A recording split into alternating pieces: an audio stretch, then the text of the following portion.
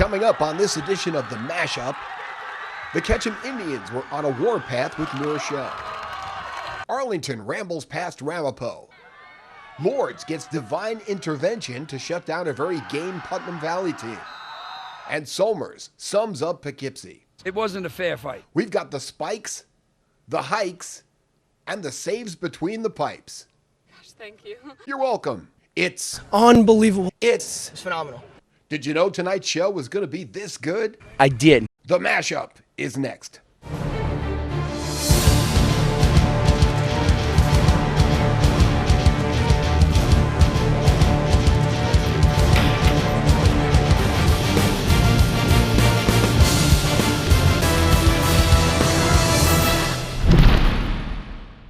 Hi everybody, welcome to the Monday Mashup. I'm Charlie Carnaccio. Glad you could join us. Plenty of action to get to from the past weekend, some surprises and some great games that will go down in history. Let's take a look. The Admirals were loaded up and ready to go, and they wasted no time. Brandon Tobin rolls out, connects with Jason Harand, and look at him go, breaking 2 tackles before being brought down inside the 15-yard line. They push Ramapo off the line just enough for Tobin to sneak in, and Arlington is on the board with a 7-0 lead. A 14-6 win for Arlington, and the right way to start off as the Admirals reap the benefits of what they've been working so hard for in the offseason. It started off as a great night for Poughkeepsie football. A new field, John Castellano's debut as the new coach, and there was plenty to smile about. And plenty to cheer about. In the opening drive for Poughkeepsie, the Pioneers marched down the field, picking up some rugged yardage and punching it into the end zone for the first score of the new season. Kerry Nicholson breaks the plane. The extra point was missed, so Poughkeepsie led 6-0. On the ensuing kickoff, Matt Morgante received the ball and took it 75 yards. Morgante raced down the field untouched. Tim Cousins rolls out, shoots one over the middle to Josh Rieger. 27-6, the final.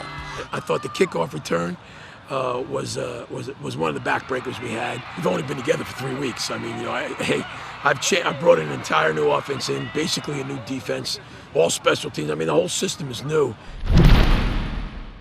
A non-league season opener for Millbrook and Spackenkill. At the 11-yard line, Davon Jackson takes it around the left side, untouched into the end zone, and we have the first of many scores for the Blazers. Still a minute to go in the first, and Daly barrels in for the second score of the game on the third quarter. A costly turnover all but puts this one away. Davon Jackson with the ups and then takes it down, 90 yards the other way. Millbrook was in a blaze of glory with a shutout over the Spartans of Spackenkill. Happy with the effort, very happy with the effort, not real happy with the execution, the turnovers. You know, we had 4 turnovers, we had 5 or 6 all of last year.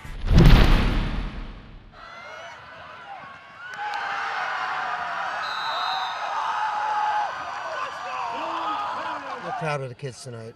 20-0 went to 20-20 in a hurry in between the end of the second quarter into the third. What were you telling the kids at that point?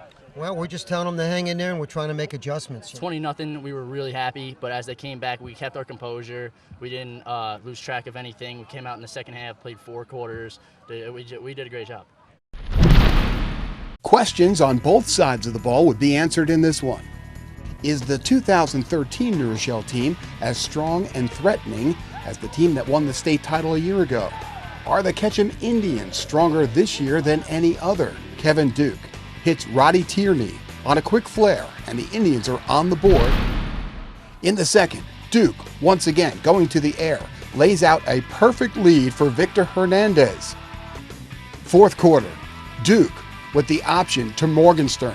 A 17-yard TD run, 22-14 the final. I don't know, I've never felt like this before. This is absolutely crazy. Being #1 team in New York State.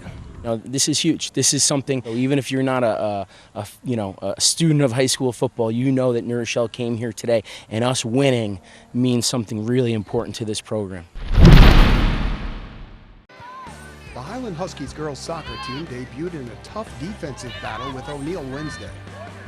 Highland in the home white, second half action, the Huskies up 1-0, but O'Neill is pressing. Credit Kara Beneke in goal. She was tough all day long. Highland wins its season opener 1-0. Shannon Ward scored the lone goal minutes into the second half. We got the first win, and we hope to continue to build throughout the season and to keep working on things in practice and hopefully continue winning. The season opener for high school volleyball, and two powerhouses go head-to-head right off the bat. Arlington visiting John Jay. Jay in the near court and looking in mid-season form right from the opening serve. The Hallie Dewey-Megan Tyler tandem was working, and so was the sister act of Maddie and Chelsea Barbarin. Patriots sweep Arlington 25-12, 25-9, 25-18.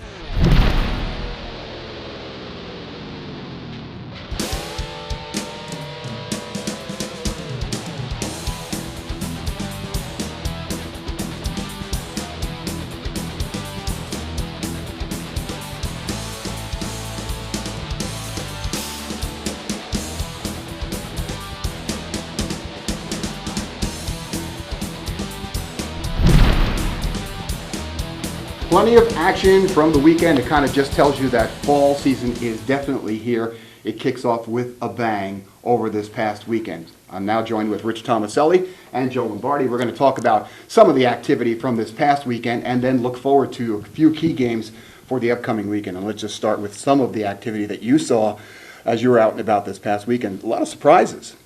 I saw a couple of great football games. I saw Our Lady of Lourdes on Friday night in a terrific game. Boy, Putnam Valley really gave Lourdes all it could handle. Lourdes jumped out to a 20-0 lead. Putt Valley came all the way back and tied it, and it just became just a fabulous game. And Dean Roger, 313 yards passing for Lourdes, terrific.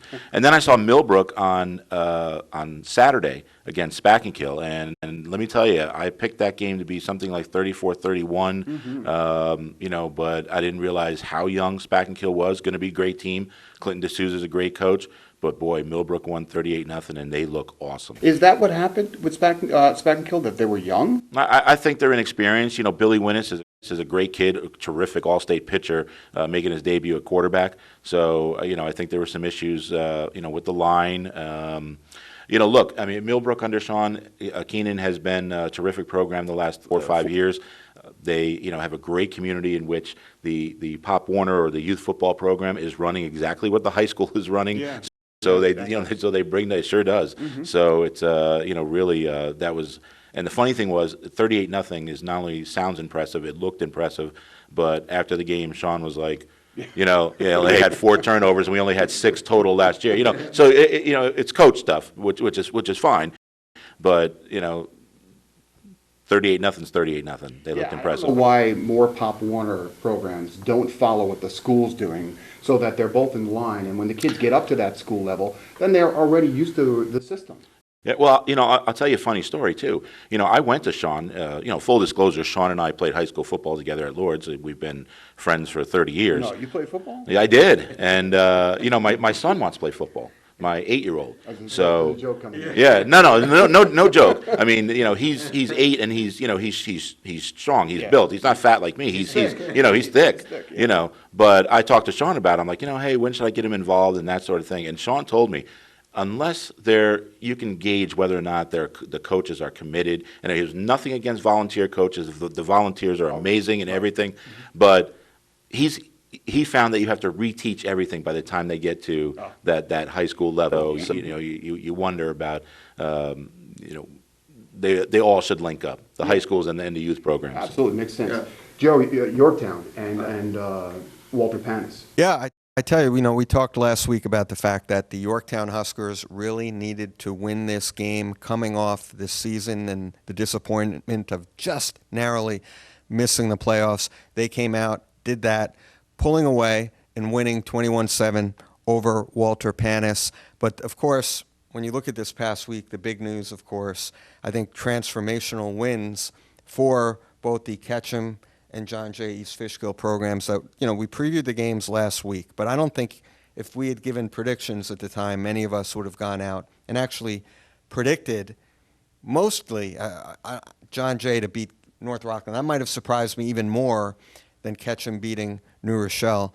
And I think it's going to be fascinating to see where those two programs go from here with the short week. And it's a challenge when you have 15, 16, 17, 18-year-old kids coming off the biggest win in school history, maybe for both programs, and now to play a game on Thursday that they, on paper, should win, both these teams. Right, yeah. Coming down from that high, I was at the Ketchum game. Yeah. And I got to tell you, I mean, they looked like the real deal. It was amazing. You know, we did kind of predict that it was going to be an upset.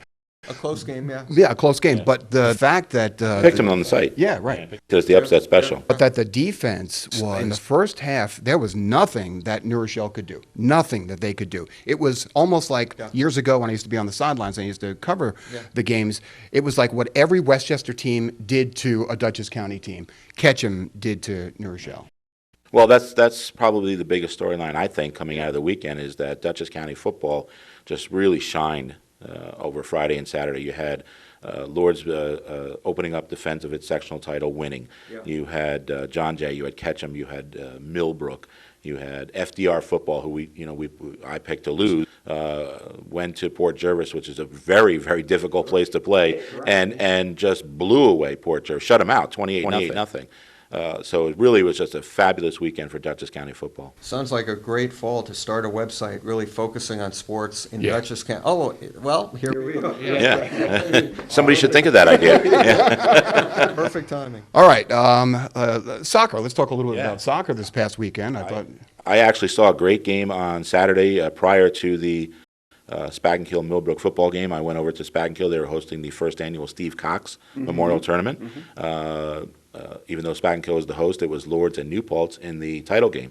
And New Paltz is coming off a sectional championship in Section 9, and Lourdes came out and bang, bang, bang. They scored 4 goals in the first half and ended up with a 6-0 win. So Lourdes looks good. Arlington girls went up to Syracuse, won. Beat Cicero North, and then came back and played a 1-1 tie with Baldwinsville, so they're off to a great start. Soccer in this area is just absolutely incredible. You think about last year, all the sectional champions that we had, and of course a state champion in Arlington boys, who haven't even talked about yet. I don't even think they've played a game yet. I think they've scrimmaged Middletown, but wow. Between football now and soccer, and John Jay volleyball even looked. That surprised me. I was at that game. John Jay. It surprised Maria Greenwood from Arlington too. But it was amazing. The same thing. John Jay. It was like they were mid-season form, and Arlington. It seemed to me as though they were just really kind of getting their legs, getting their feel, out of position a little bit. They just didn't have a rhythm going. And volleyball could be a game of momentum and runs, you know. But there wasn't many runs for Arlington, which is very uncharacteristic of that program. Yeah, and kudos to John Jay because they came out and played a fabulous match. I watched all the highlights that you took, and look, if we're going to have another power, those two schools are going to go at it. They've got the tools to do that because they've got good height and athleticism up front, and they've got great libero, and they've got the servers are great. I mean, they were working, just everything was working perfectly. Their coach could not be happier. All right, let's talk about this coming week and some of the big games that we have coming up. And let's start, Joe. What do you think is one of the bigger games that we should look at? Well, I'd like to get your guys' thoughts on Ketchum and John Jay coming off the huge wins that we talked about. I prefaced it a little bit saying they're playing games they probably both should win. Carmel for John Jay, East Fishkill, and Scarsdale for Ketchum.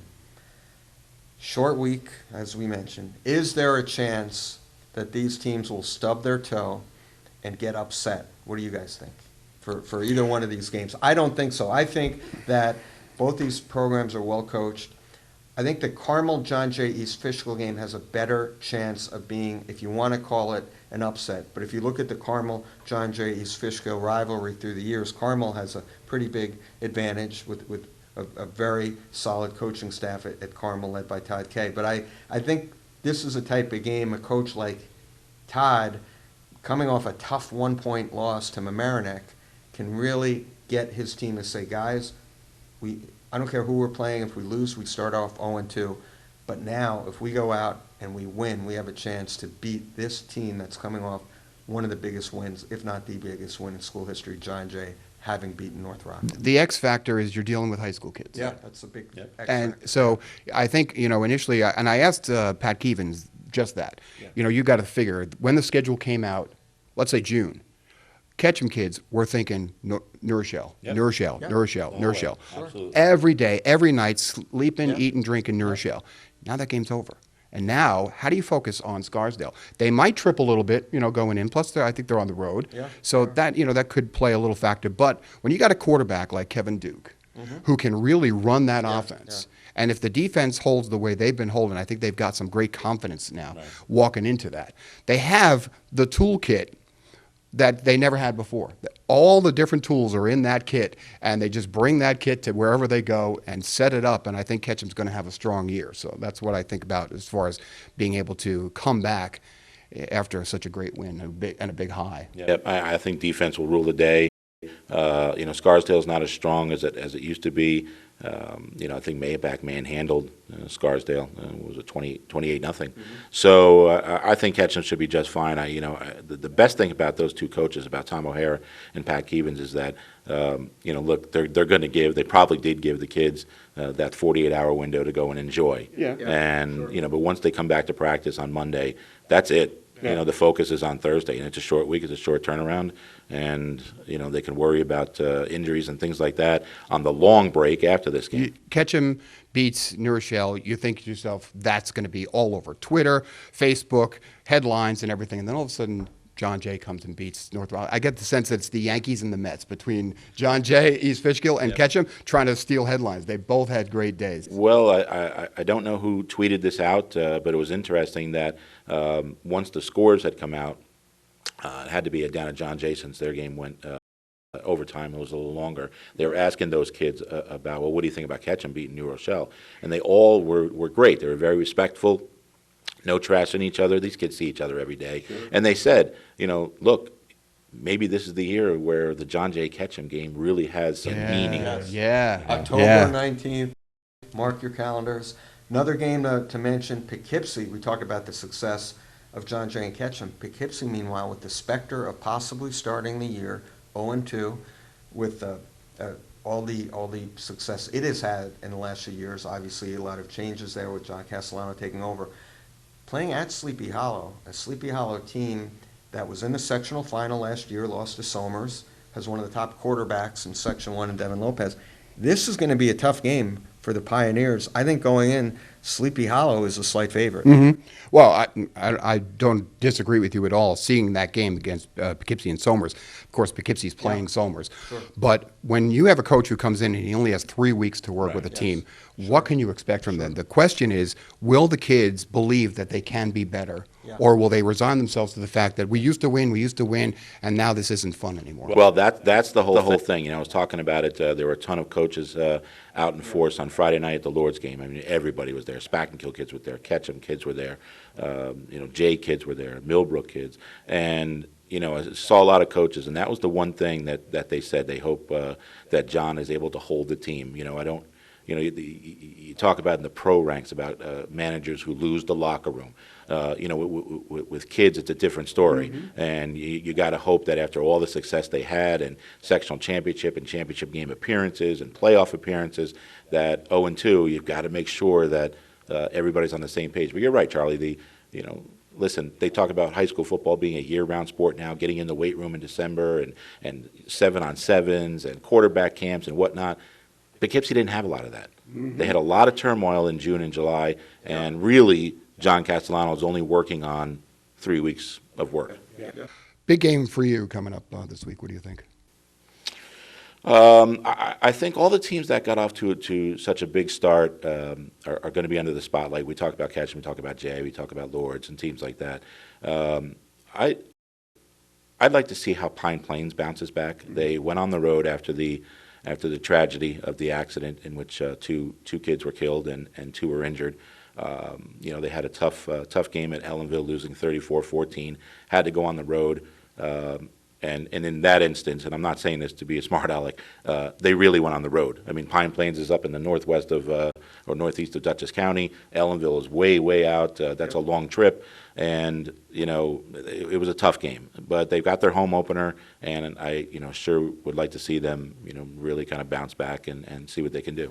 All right, so those are pretty much a few games that we want to look at. Yeah. There's so many great matchups that are coming your way, and you can catch all the action here between the articles and the video. We're hoping that you're enjoying the site. If you have any comments, suggestions, please tweet us or email us. Let us know exactly what you want to see, because that's exactly why we're here. So there's the chime. That means our time is up, and we'll see you next time here on MashUp.